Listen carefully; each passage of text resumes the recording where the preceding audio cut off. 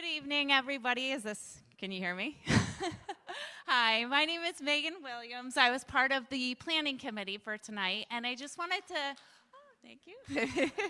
I just wanted to thank all of you for being here and being part of this. It's an incredible cause. The Go Reentry is doing incredible things in the community, and to join together with recovery resources is also an awesome thing. I am a person in long-term recovery. I've been sober since April of 2011. After a brief, thank you. After a brief stint incarcerated too. So all the causes are near and dear to my heart, and I'm just very grateful for all of you being here tonight. That being said, there does take a lot of planning behind something like this, and I would be remiss if I did not have Randy Lucas come up here, please. This is really the woman behind the curtain, the mastermind of all of this, and she works so hard, juggling so many different things, kids and a crazy work schedule, and you deserve that, and we're so grateful for you.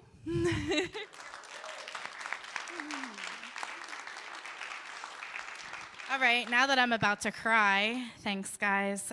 It takes a team, it does. And last year we did this with a very small team, and this year I'm so glad that I have you ladies as part of the planning committee, because it does take a lot of work, and I thank you guys for all coming out tonight, especially on a Friday night when there's a high school football game and Penn State game tomorrow. I know, I'm Penn State proud too. But this reentry is near and dear to my heart. I've been in the field for 20 years. I was a clinician and inpatient. Now I'm in business development, getting people help that they need and going out in the community and throwing these events. And so I just want to say thank you. And I always do the baskets. So if you were here last year, we did like a little song and dance. But there's a lot of important things to happen on this stage tonight. So the baskets, the winners have been picked, and Stacy is back there bringing them into the back of the sanctuary. So at the end of this, you can come back and I'll help you find your winning baskets. If you are a winner, just come and see me because I don't want to take a lot of time with that. And further ado, here's Mark Fraley. Thanks, guys. Thanks, Mark. So we're very honored tonight we have a lot of special guests here, but we have a very special guest. Judge Rue West, the president judge from Center County, is here. I've asked her just to come and say a few words. I've seen her, I've heard stories like she's very mean. But then I've heard stories how she has heart as big as a car. She really cares for people. So it's an honor to have her here, and she's just going to talk to us for a few minutes, and then we'll get to the other parts of the service. It's an honor to have you. Thank you.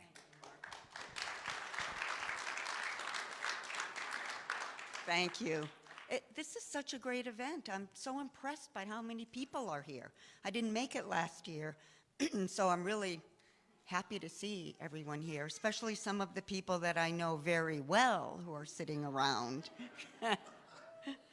So I'm going to read some of the things I wrote because I can't remember otherwise.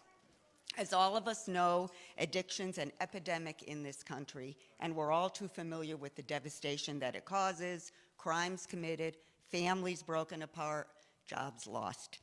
And we've lost far too many people from overdoses. But there's hope also, and you are that hope.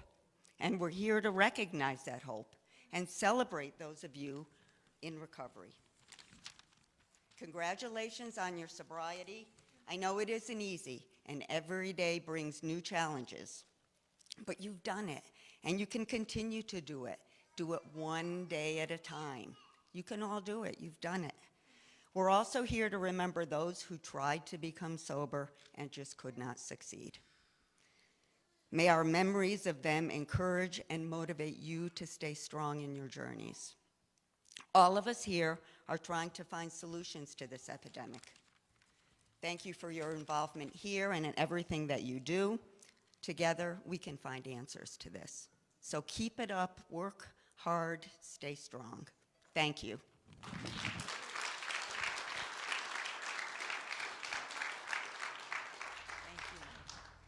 So I was honored to go to a AA meeting that Eric was leading, a gratitude meeting. And I've been to a few in the past, and we always talk about a higher power, right?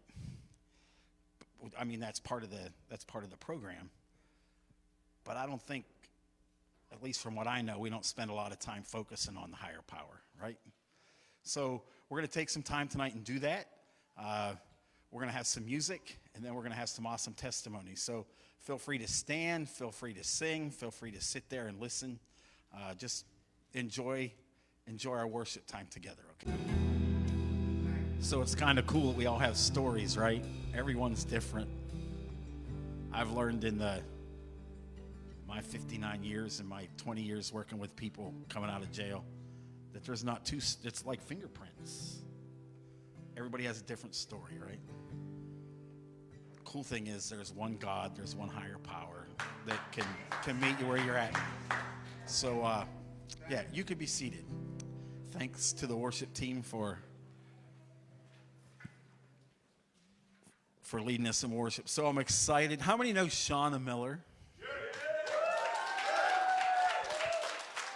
So we should all clap for her before she talks. But Shauna's going to share her story. And yeah, I'm just going to let her share her story. Anything I say will just ruin it. It's an honor.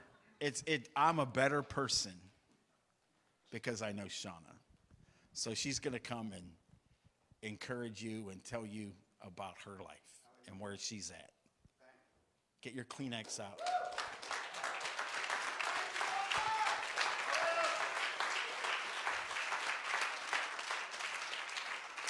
Hello, everybody. My name is Shauna. I am a grateful recovering drug addict, and I just wanted to come up here today and share a little bit of my experience, strength, and hope with you. So a little background story about my origins, where I come from. I was born and raised right here in State College. I have two sisters, an older sister and a younger sister. I'm the middle child. And we grew up in humble beginnings. We moved around a lot as a child. I went to several different elementary schools. There was a lot of abuse in my bringing up. There was mental, physical, emotional. A lot of people in my family are suffering with this disease too. So I think my parents did the best they did with what they had, but as I said, they were in their own diseases too. So a lot of my family went to jail growing up. It was normal. It was just chaos, a lot of chaos. So I started using and drinking alcohol at the age of 13 and being promiscuous, skipping school, doing all that stuff, and eventually I got an underage DUI, or an underage drinking, and I think there's like 10 of us there that night, but we all got underage drinkings, and that was my first introduction to the criminal justice system. I think I just got some probation for that, but yeah, so middle school, I was just rebelling a lot. I probably did a lot of things I shouldn't have done being a teenager, but that's what happens whenever you are left to your own devices. So high school was a huge party. We live in State College, so there's a lot of parties. You can walk anywhere downtown during a football game and find a party and just walk right in and continue, to do whatever you want. So I wasn't supervised as a teenager. I pretty much did what I wanted to, and what I wanted to do was drink and get messed up because I had a lot of pain. There's a lot of generational trauma in my family that I'm trying to break. It was just every day, all day, the goal was just to numb your feelings and to get messed up. So that's what I did through high school. I did graduate high school in 2007 here from State High. I got my cosmetology license. I did Vodtech in school, so I was a licensed cosmetologist for a long time. And high school, I also got pregnant with my son, Alex. So I was 17 years old, pregnant with my son. A lot of stuff running through my mind at that point in time.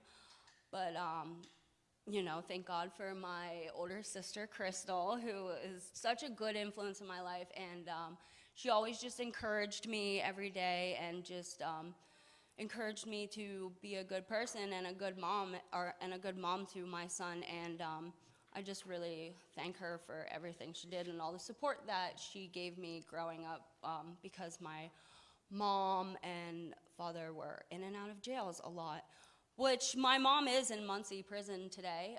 She's been there for a little bit, and it's sad because I don't have my mom, but that's what addiction does. It tears families up, and it puts you in jail, institutions, or death. And I just, really want to come up here today and tell you my story.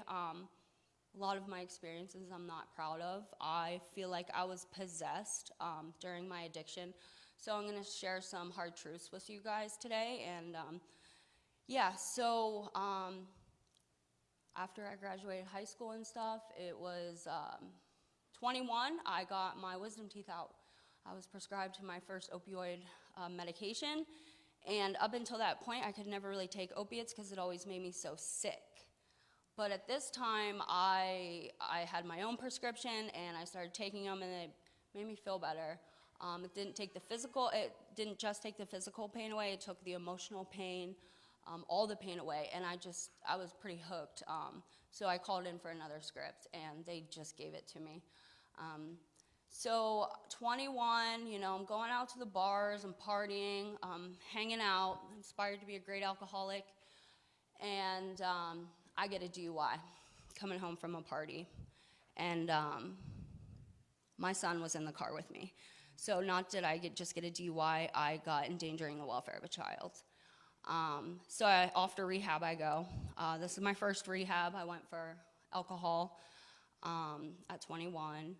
So get home from rehab, pretty much do the same thing, go back to doing what I was doing, just drinking and partying and going to the bars. So after that, after the incident of 21, I was put on probation for the first time, and I was on probation for like 8 or 9 years continuously because I just kept violating my probation, whether it be urine test or whatever, not calling in, not coming to my appointments. I violated a lot. So 25, I started using hard drugs, heroin and meth to be Pacific. I was an IV user. I did shoot drugs. And that's just what addiction will do to you. It makes you do things that you never want to do. It makes you agree to things that you would never really agree to. And, I just found myself so trapped. I was trapped in the addiction, the cycle of addiction. And I tried to get off of it several times. I went to the methadone clinic, worked for a little bit, but I was just getting high off of that. So I did Suboxone for a little bit. That worked for a little bit, but I couldn't get high on Suboxone, so I quit taking it. And I just continued my journey. So at the methadone clinic, couldn't stay clean, so they sent me to rehab.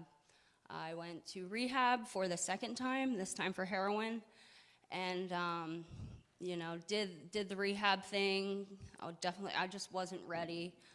So came home, started doing all the same stuff that I did before, partying, hanging out with my friends and stuff, and I overdosed. I ended up overdosing on heroin, and my 10-year-old son found me, and he called the paramedics. My son was taken from me from CYS that night, and I was devastated. I was so devastated. My whole life, was taken from me in that second. Granted, they should have taken my kid. I was not doing the right thing, but at the moment, it was like desperation. So here I am, just lost my job, getting evicted from my apartment. At this time, my boyfriend went to jail, and my life was spiraling out of control. My existence was miserable. I, looked bad. I felt bad. I had no sense of direction. I didn't know what I was doing. So I found out I was pregnant again when I was 28, 27. I found out I was pregnant in full-blown addiction. And I couldn't stop using while I was pregnant. And I didn't know what to do, and I was so scared. And so I went back to rehab for the third time, this time for methamphetamine. And I was pregnant, so I was trying to do everything right and, you know, continue on this clean and sober path. I could get 3, maybe 4 months together, but I could never get any continual time of sobriety together. So I ended up having Charlie, beautiful, healthy baby. Thank you, Jesus. And it, you know, even having a child addiction does not care if you're a parent. It does not care if you're pregnant. It doesn't care, you know, if you have responsibilities or anything. It will tear and destroy everything from you, and it'll just do things that, you know, you would never do. So overcame all of that. I couldn't stop using, like I said. I got a violation, and I ended up going to jail. I went to jail for 3 months. It was hell. It was horrible. I was so sick off of Suboxone because in jail they don't give you anything. They just throw you in a cell and they let you go through it. And it was just horrible. I couldn't sleep. I had every withdrawal symptom that you could think of for months and months. So that was really rough in there. I started going to AA meetings in there. I started attending church in there a little bit just to get out of my cell and to get off of the block. And I think they gave us some snacks in there too. So yeah, I would go to chapel or church, whatever you want to call it. Yeah, so after that, I got out of jail, and my best friend in the whole world, Sarah, she passed away of a heroin overdose, a suicide overdose, and it killed me. You know, I didn't know what to do. I've had other people die that were close to me, but this one hit home. It was during COVID, so the whole world was shut down. There was no meetings going on. People weren't connecting, and she just, you know, felt lost. And it was a horrible, horrible time in my life. So we had her service a few months later, which was a beautiful service. And, you know, her pastor was there doing her service. And at the end of the service, he said, if anybody wants prayer, please raise your hand, and I would love to pray for you afterwards. And if you want to know Jesus, you know. So I don't know how this happened, but I'm not one to raise my hand, and my hand went up in the air, and I was like, okay, what is this, you know? So the pastor came over, and he prayed for me afterwards. I don't know. And when I was at her service, I also found out about another one of my friends that passed away from a heroin overdose, and her name was Donnie. And it was just both of their deaths hit me so hard, and I was like, this has got to change. So her pastor prayed over me, and, you know, after he was done praying, I just felt so much different. I felt so much better. I felt inspired. I felt like I had strength. It's like the craving totally left my body, and from that point on, I knew for sure that something was different and something was going to change, and it absolutely did. So after her service, I tried to go to a church, didn't really work out, so on Facebook, I seen that Krista was going to church. Where is she? Krista. Thank you so much. Krista is the reason that I'm here. She brought me to this church. So thank you so much, Krista. You're awesome. So yeah, her and Mark were doing the ministry thing, and I was like, all right, you know, I'll come. I'll you know, just come and sit and listen. So I walk into the church, and there's a bunch of people, and everybody's singing, and everybody has their hands in the air, and everybody looks so happy, and I was like, I don't know about this place. I was like, these people.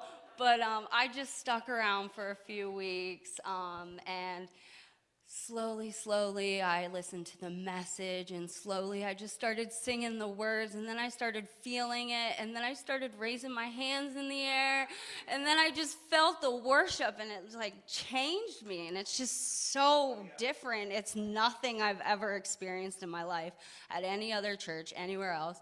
So, and it was so freeing. It was like, wow, these people have something here. So, I surrendered. I did. I surrendered. I put it all on the ground, and I said, Lord, help me. I need you today.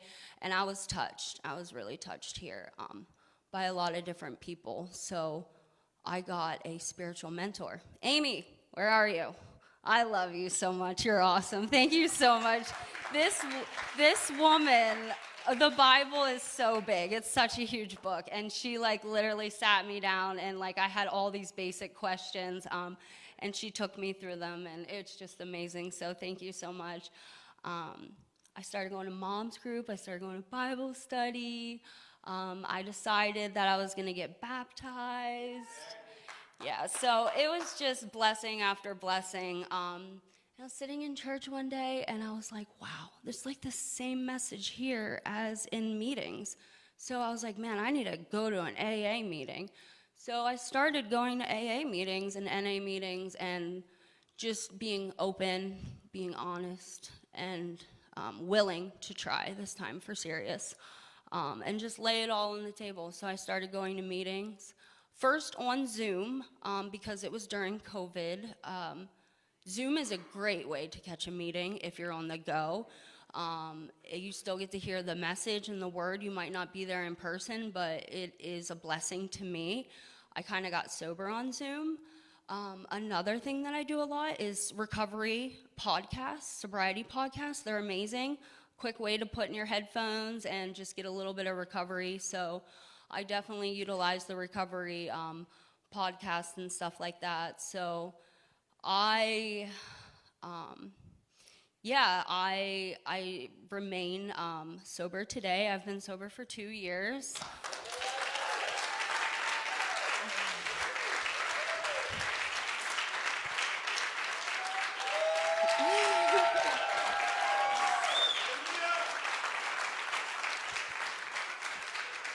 So yeah, I've been sober for 2 years off all hard drugs and alcohol, and actually today is my 4 months clean of Suboxone. Finally got off Suboxone.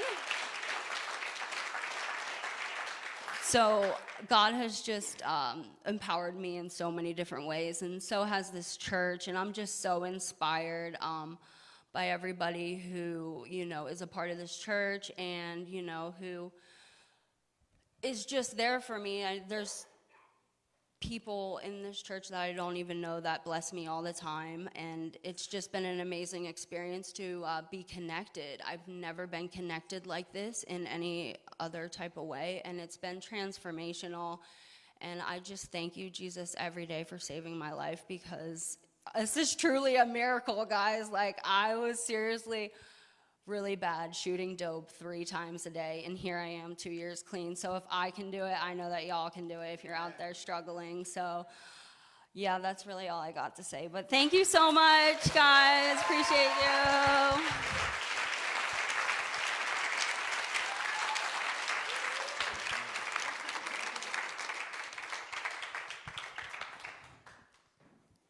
Yeah. Okay. Yeah. So we should just go home. Sorry, David. So if you're here, you're supposed to be here. You know how you plan stuff? Like, I'm a good planner. Like, after we had Happier Free last year, I started planning for Happier Free this year. And I had my guests picked out, and they agreed to come. And I told everybody and their uncle that they were going to be here. But God, those 2 words, but God had something else in mind. They called me at 10:50 last night and said, yeah, we're not going to be there. So you start to panic, you start to pray, you start to wonder. And as a planner and as a thinker and I had the guy already picked out for next year, right? but God wanted him here this year. So if you're here, it's a God thing. I believe that. It's something that he's supposed to be here this year, and they weren't supposed to be, so they stayed home, and he came. David is a friend of mine. I met David. We both serve on a state, it's called Pennsylvania Reentry Council together. It's clear to me by just talking to David that he was a Christian. He has a remarkable story. I teach reentry strategies in the Clearfield County Jail and the Center County Jail, and David helps me teach every 5th week. I show a 15-minute clip of David telling his story, and people incarcerated hear his story and hear where he was and hear where he's at today, and it makes a difference. So we're honored. I'm honored to call him my friend, and we're honored to have him share tonight. So I'm going to ask David to come and just share with you for the next 7 minutes. I got I like to walk a little bit, so just bear with me. How are y'all doing? As Mark said, it's definitely a God thing. He reached out to me at like 8:40 this morning on Messenger. He's like, hey, contact me ASAP. I was like, okay, hey, what's up? He's like, call me. So I called him, and he's like, hey, can you come up to Penn State tonight? I was like, let me go talk to my wife, because when you're married, the wife has to say okay. Plus, her birthday is Wednesday. So she had planned to go get her real ID today. And so I was like, can you do that sometime in the next couple of days so I can go up to Penn State and speak? She's like, okay, go ahead. So she's at home with my 21-month-old son. So thank you, Shauna. That was amazing. And it's like Mark said, we all have such different stories, but we come to the same place, As you hear me share my story, it's going to be a similar God encounter like Shauna had. So if I told you that I'm formerly incarcerated, what would you guys guess I went to prison for? I love asking this question. Come on, somebody guess, don't be shy like, I don't want to. Robbery? Okay, how many think robbery? Raise your hand. Okay. Assault and battery? Okay. How many think assault and battery? Okay. Anything else? Receiving stolen property. Okay. Receiving stolen property, robbery. Wait, somebody said tax evasion? Okay, now typically 95% of the people say that. And I've spoken in federal prisons, and I'll walk into the federal prison, I'll have this burgundy suit on, I'll have my Chelsea boots, I'll have my earrings in, my ring on, and 95% of the people think fraud. But when I tell them what I actually went to prison for, they're just like, so what do you think I went to prison for now that I said that? Murder. Huh? So I went to prison for murder.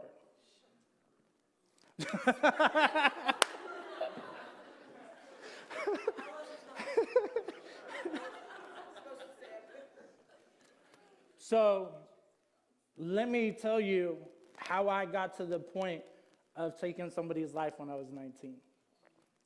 So I grew up in a dysfunctional home, just as like Shauna's, When I was 5 years old, I saw my dad chase my mom and sister around with a hacksaw blade, threatening to kill them. You guys, how many of you guys know about the ACEs test, Adverse Childhood Experiences? I have 10 out of 10.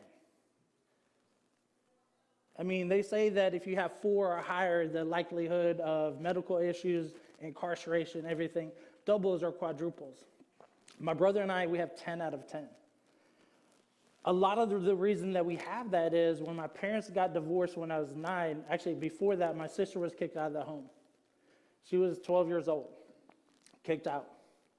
Went to Department of Health Services, and this happened in Washington State. Parents divorced when I was 9 years old. Mom got custody of us. She had custody of us for about 4 months. Unfit mother. In that time, we went to school maybe 6 days. We'd wake up in the morning, she'd ask us, David, Joe, do you want to go to school today? As a fourth grader who's going to say, yes, I want to go to school, So we're like, no. So our day consisted of her going to work. Me and my brother would be at home watching HBO and playing Nintendo. Yes, the original Nintendo with the power pad, for those who are a little bit older. But that was our day. And all that changed when our sister came over one day to see us. Our mom was gone. She wanted to make some hard-boiled eggs. So she was cooking some hard-boiled eggs. My uncle and aunt came to pick up my brother and me, so she had to leave. She forgot to cut the stove off.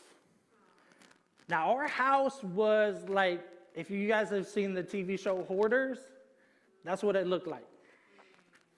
So when we were gone, the apartment almost caught on fire. So the fire department, everything came. She lost custody of us, and we went to our uncle and aunt for about 6 months. And then our dad gained custody of us. My brother started doing drugs, drinking, marijuana. He was told one day that if he was caught smoking weed and drinking anymore, he'd get kicked out of the house. So New Year's Eve, 1989, he was kicked out of the house because he got caught with marijuana. About 3 or 4 months after he was out, he was in this receiving home or group home in Seattle. There was a gentleman that had just gotten out of prison in South Carolina and moved to Washington State, where we were living. Started molesting my brother. This went on for about 2 or 3 months. Then he forced him out of the home and made him live with him. A couple months after that, they went down to California, where my mom and stepdad were living, and wanted them to move back up to Washington. This was all done so he could have access to me. The first time that I saw my mom in 2 years was January 1st, 1990. I went over there watching college football. I'm a diehard football fan. I'm a Florida Gator fan, so forgive me. My wife actually graduated from Penn State, so we are.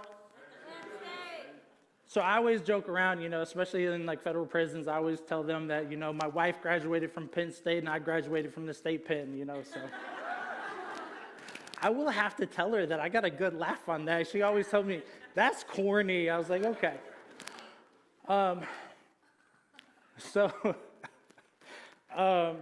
There it was, we were watching football, and then they're like, hey, let's go play hide and go seek. And so as an 11-year-old, you're like, okay, this is what you do at 11 years old, play hide and go seek, Go to the basement, find this closet to hide in. I thought I had a good hiding spot. This guy found me. That's when the abuse began with me. After it began, he told me if I ever told anybody, he would kill me, kill my family. And so here I am, I go down this like joyous 11-year-old boy, and then I walk up those steps. And I don't know who I am anymore. I was able to do a TEDx in April. And in it was called Beyond the Mask. And in this TEDx, I talk about how from that point, I had to create different masks around the people at church. Yes, I was going to church at this time, and I struggled with God. It's like, how could a good God allow this to happen to me? And this is a struggle I had for so long. It's like, your word says you're good, you're loving, you're powerful, you will take care of us, and we're little children, and you love us, and it's like, where were you when this was happening? So I had this huge struggle growing up, and these masks I was talking about I had like 8 different masks. So I learned how to act really well. And actually, when I was at church, 7th and 8th grade year at church, I was the lead role. My junior year in high school, I was Scrooge in A Christmas Carol because I knew how to act really well. And I had all these different masks, and no one knew who I really was. And I didn't even know who I was. So 17, 18, 19, the abuse began to get worse. It began to get more physical. My brother and I were actually working at this restaurant, Shoney's, down in Alabama. We had moved from Washington to California, out to Alabama, Louisiana, and then Alabama. But in Alabama, we were working at this restaurant, and this gentleman wasn't working. He was at home on the computer, meeting this person, that person, everything, you know? And there were times where he would come to the restaurant and just sit outside the restaurant and look in to see what we were doing. If we were flirting with another waitress, if we were flirting with another customer, when we got home, we got the crap beat out of us. That was a daily thing. So this was just progressive, you know, psychologists, you know, when they talk about seeing red because of all that rage and that hatred and everything, that's what happened when the murder occurred, you know. I didn't even think that it was going to happen. My brother didn't, you know, but it happened. I was 19 and a half. We didn't have a car. We didn't have anything. So our idea was, okay, what we have to do right now is we have to bury the body in the backyard. So we were renting this apartment, you know, and they had a backyard. So 4 months is how long it took them to find the body. So think about not just the fact that we had all this trauma as far as the abuse and everything else in life, but now I have the thought that I had taken somebody's life. That 4 months was the hardest part of my life. But I got through it with drugs and alcohol. I was either drunk or I was high or I was drunk and high. And that's how I got through it, you know. I worked during the day, but once I got that money, I was a waiter. And my brother and I, we made the most money at this restaurant. So every night I walked out of there and that money went for drugs, went for alcohol, you know, just to get through, just to make it, just to cope. October 29th, 1999, 9 p.m., detectives came to Shoney's and wanted to question me. Now, I was supposed to get off at 10 o'clock, so when I was in the county jail, I was like, why couldn't they have waited till like 10:30? I could have been gone, you know, and they wouldn't have got me, you know. But it's kind of like what Mark was talking about, you know, it's always a God thing. So I was taken in for questioning. I partially confessed to what had happened that night.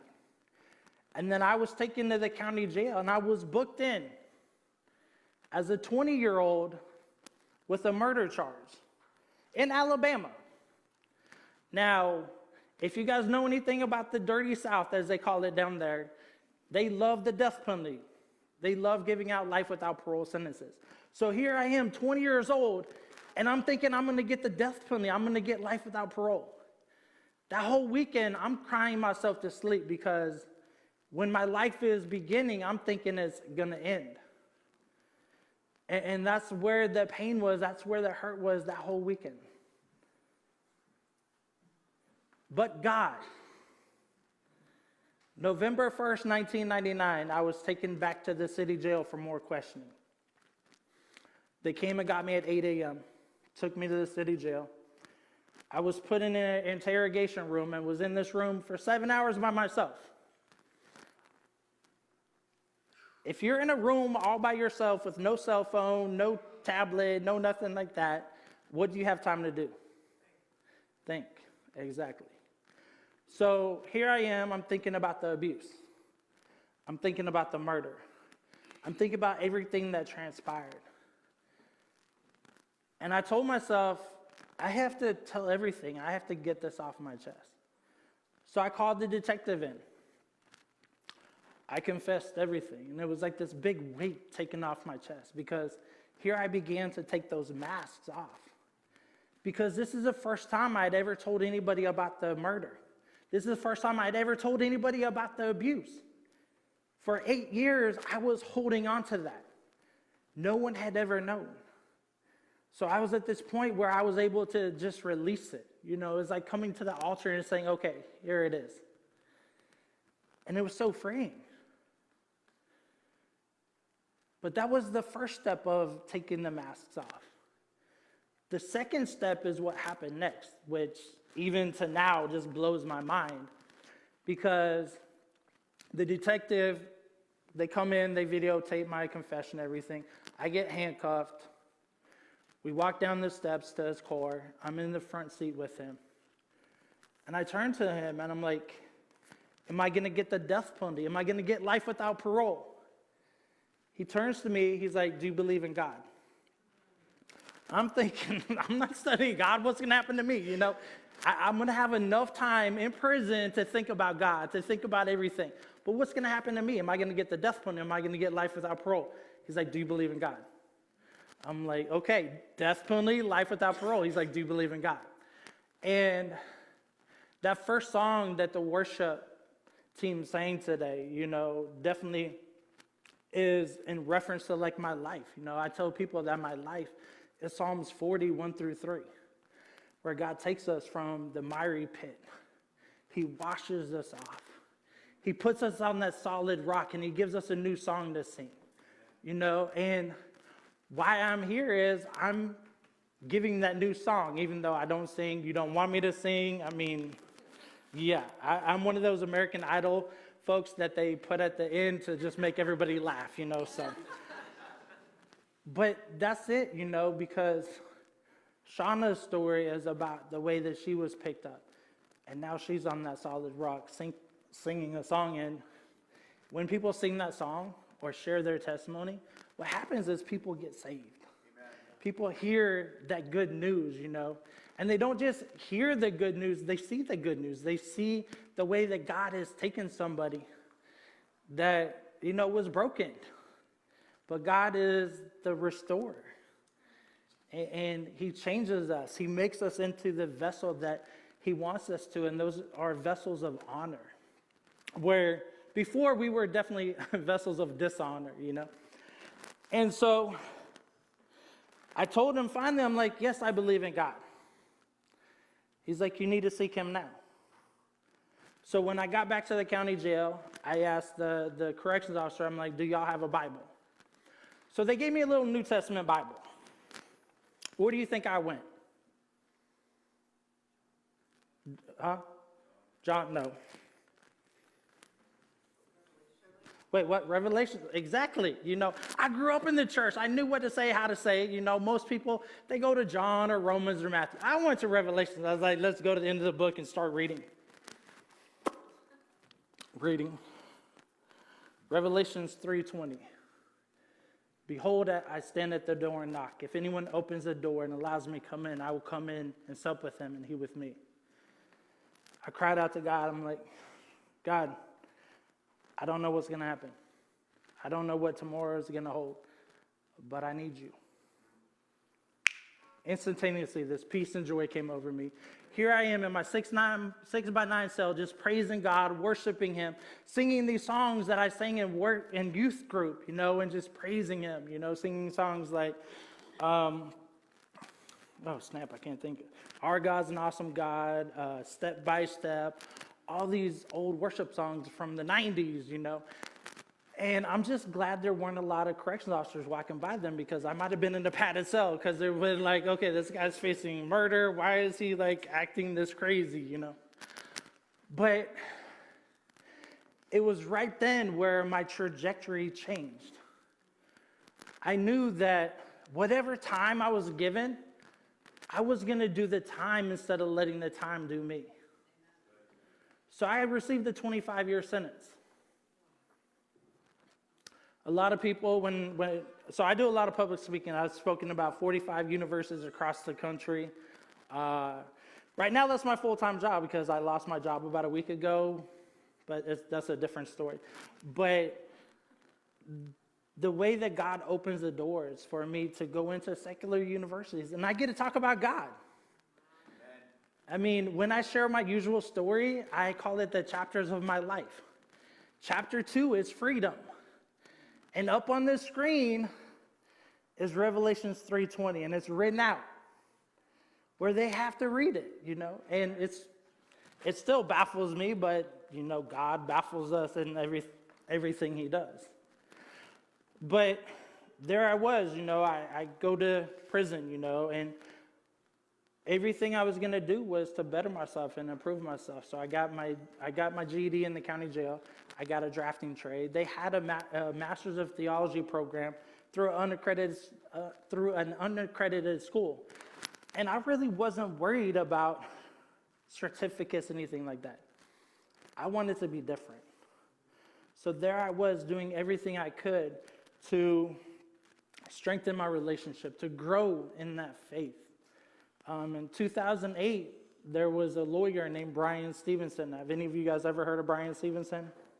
Have any of you guys ever heard of the movie Just Mercy? Came out in 2020. Michael B. Jordan, Jamie Foxx, Brie Larson, O'Shea Jackson Jr. So I'll talk about that here in a second. But he started working with my brother and me. And in Alabama, you only have, at the time we were arrested, 2 years, but then they changed it to 1 year to appeal your sentence and to appeal anything. You know, there were reasons we could have appealed, but we didn't meet that time frame. So him and his organization said, we're going to help y'all get out on parole and then help you reenter society and everything. So 2013, went up for parole, made it, got out of prison April 1st, 2013. So what's April 1st? What do you do on April Fool's Day? There were 2 officers that came up and they're like, Garlock, your paperwork hasn't come in. You can't go home. Yeah, for real. It's like, it was horrible. I'm thinking, okay, y'all know I love to joke around and have fun, but my freedom is not something I want to joke around about. About 10 minutes, letting me sweat it and everything. They're like, okay, go get dressed and get up out of here. So I went, I put my Florida Gator sweatshirt on, my Florida Gator hat, my Florida Gator belt. I mean, you guys might think I like Florida Gator. And so that began my journey out on the streets, you know. And so I've been out almost 10 years. What continues to amaze me is God's goodness. First week in church, I'd been out of prison 6 days. I had a list of 6 or 7 different churches that I wanted to go to. But let me back up 1 second. So while I was incarcerated, my mom, my dad, my grandma, my sister all passed away. So when I got out of prison, I didn't have that family support. But God put a village around me when I got out. Part of that village was this church I went to. So I went to a predominantly black church in Montgomery, Alabama. I walk into the church. This church did prison ministry. They came into the prison on the 4th Sunday of every month, you know, and they were top of my list as far as to go to. So I go in. I'm early. My motto is to be early, is to be on time. To be on time is to be late, and to be late is unacceptable. Part of that is prison, because if you are not there on time for meals, you're going to go hungry. And then the other part is my dad was in the military, so I had the military background. So, and what's funny is, like, how many of you guys know Myers-Briggs? So I'm an ENFP. So I'm the person that's supposed to be late to everything and be like, hey, y'all, let's get started now. I'm here. But I'm the one that's always early. My wife is an ENTJ, and she loves being late, which is contrary to what she is. So, but that's another story. But here I am. I go up. I talk to the ushers. I'm like, hi, I'm David. I just got out of prison on Monday. Are anybody here from the prison ministry? They're like, not the male's prison ministry, but there's somebody here from the women's prison ministry. It's like, do you want me to introduce you? I'm like, yeah, sure. So I go up and I meet this lady, and I'm like, hi, I'm David, blah, blah, blah, blah, blah. Tell her. It's like, man, that's amazing. Let me take you up here and introduce you to Pastor Kimmy. So Pastor Kimmy is an African lady who was married to Bishop Kyle. So I tell her my story. She's like, hey, let me take you back here and introduce you to Bishop Kyle. I was like, okay. And everybody at church is like, yeah, you do not see Bishop Kyle before a service. I was like, favor. They're like, yeah, that's right. So I go back there. I talk to him. He's like, hey, do you mind if I share your story from the platform? I'm like, yeah, you know, cool. That's okay. That was not the case. He's like, will David Garlock please come up here? I was like, what? So I go up there, and he's like, hey, how you doing? I'm like, good. It's like, you just got out of prison. Tell me about the prison ministry, what it meant to you, and et cetera. So we talked for like 10 minutes. He's like, is there anything we can pray for you? I was like, yeah, a job and a car. He's like, okay. He's like, how about a wife? I'm like, one of those would be good too.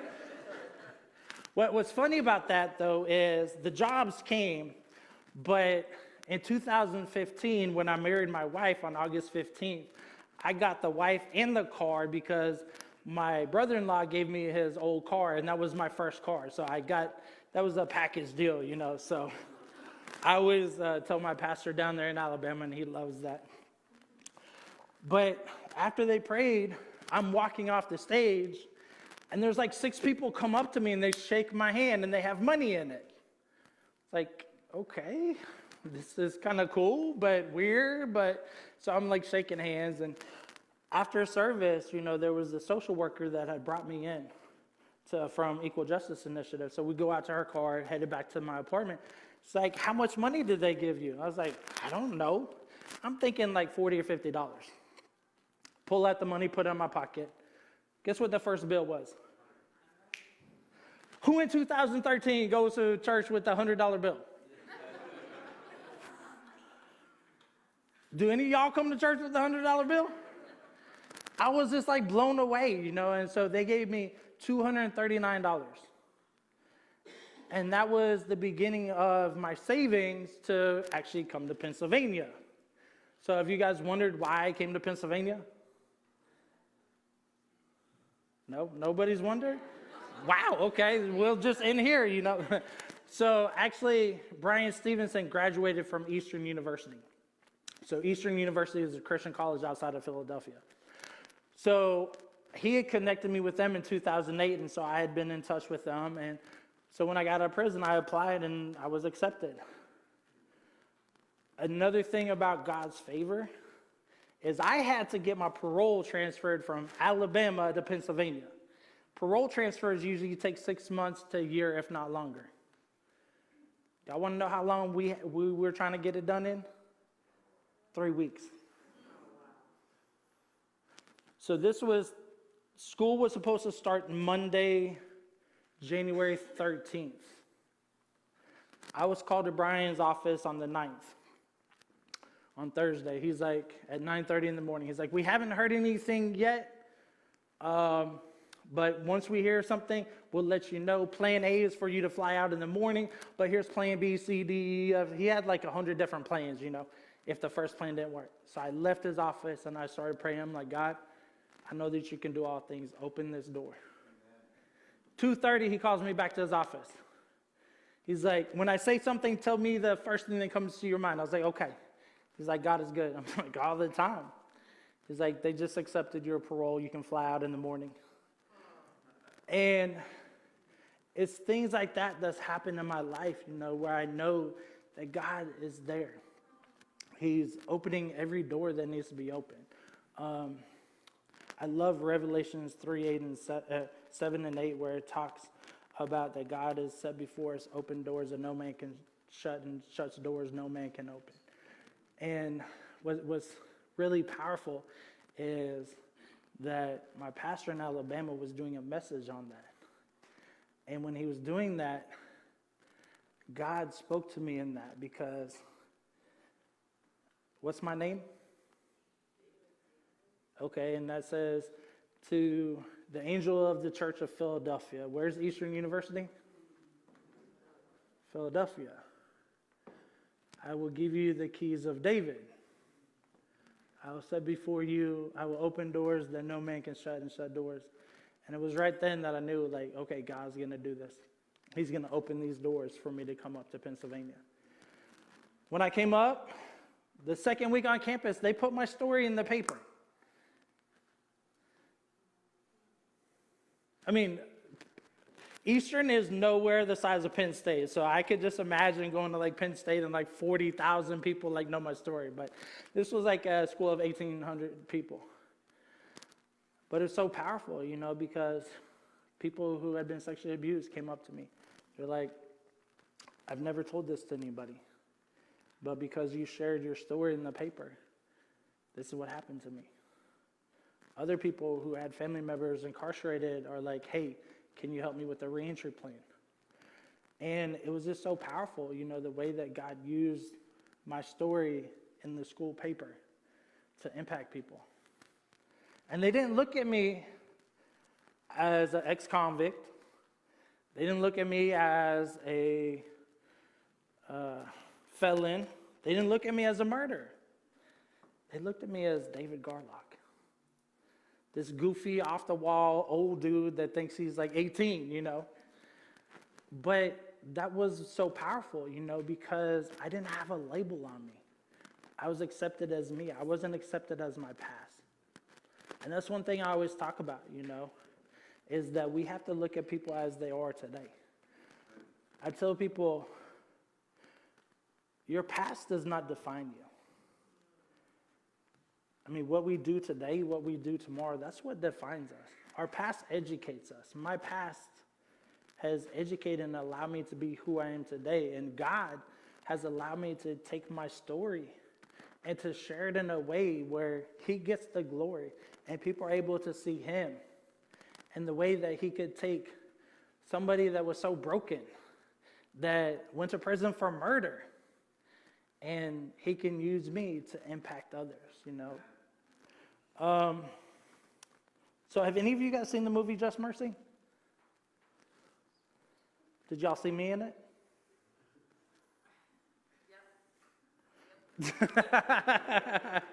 So another thing that God did was he opened the door where I could actually be in a movie, So as I said, I'm a client of Brian Stevenson, and one thing he loves to do is he's all about changing the narrative. He's about being proximate. So I get a call in August of 2018. He's like, hey, I got this amazing opportunity for you. I was like, okay. I'm thinking I'm going to be able to do a speaking engagement with him. He's like, hey, do you want to be in a movie? I was like, is that really a question you have to ask somebody? I mean, would I have to ask any of you, do you want to be in a movie? You'd be like, just sign me up, tell me where I need to be, and I'll be there. So we went down September 2018 film. And along with him changing the narrative is that all four of us, so there were four of us that were playing these incarcerated individuals' roles.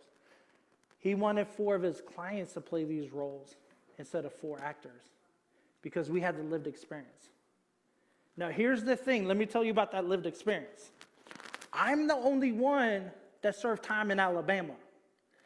The other three served time in Florida, Louisiana, and Arkansas. So when they put on that Alabama Department of Corrections uniform, it didn't hit them the same way that it did me because I wore that white for 13 years. It didn't hit me as bad as I thought it was, but, it's still surreal, like, wow, this is what I wore for 13 years. But the lines that each one of us had in this movie, they were parts of our own story. So they filmed us sharing our story. Each one of us shared our story for 18 to 22 minutes. And they took clips of our story, and it's in the movie. And that's so powerful to know that aspects of my own story are in this movie. And, I mean, it's just a testament, everything that I've been able to do isn't because of me or any of my abilities.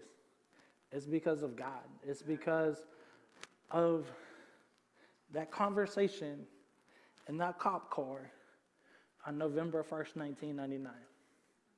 But it actually goes before then to the seeds that were planted when I was going to church as a kid, when I was involved with the youth group. And this youth group showed me so much love. They allowed me to know what love felt like, but I couldn't reciprocate that love because I didn't know what love was. But now I'm able to, and like I said, my wife and I, we just celebrated 7 years of marriage on August 15th. We have a 21-month-old son. And he is what I tell people, that is what a second chance looks like. Because if I didn't make parole on April 1st, 2013, I would be in prison till October 27th, 2024. But God.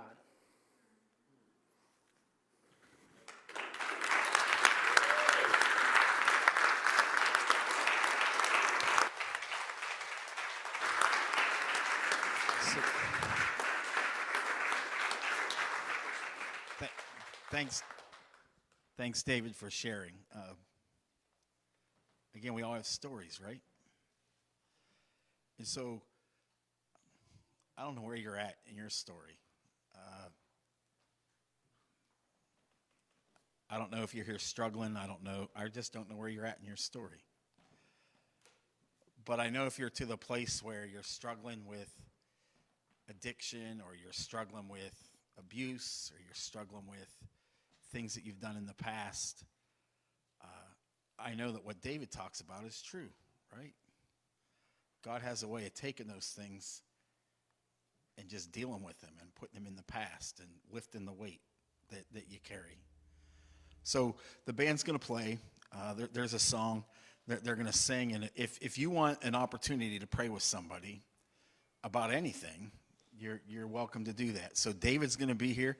Only people that have been incarcerated or had issues with drugs before are going to be here because they know, right? And so Jimmy's going to be here, and Shauna's going to be here, and Angela's going to be here. Come on up. Anybody else? Pastor Larry's going to be here. Brandy's going to be here. Krista's going to be here. Kelsey's going to be here.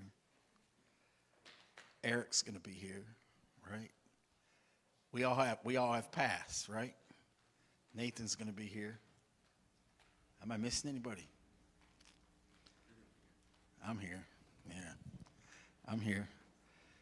So we've all struggled with addiction. With some of us have made huge mistakes, but what we have in common is we've all gotten to the place where we've asked God to forgive us and to help us. And so if you want to pray, you're welcome to come up and pray with any one of us. If not, that's fine too. So we're going to sing, or the band's going to sing, and you can listen to the words. You can sing with them. And if you want to pray, come up, and we'll just go to this side and pray with you. And then when we're done, there's one more thing we want to do tonight. Courtney should be up here.